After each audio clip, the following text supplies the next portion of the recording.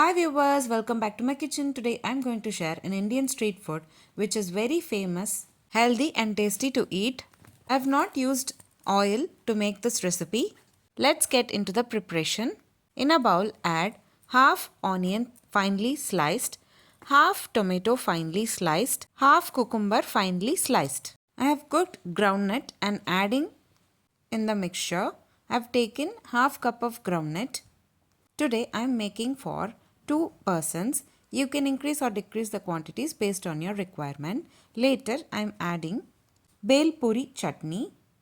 Bhel puri chutney consists of sweet chutney, mint chutney and chaat masala.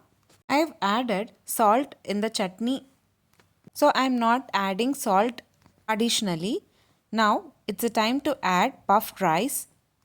Add 2 cups of puffed rice and give a nice mix.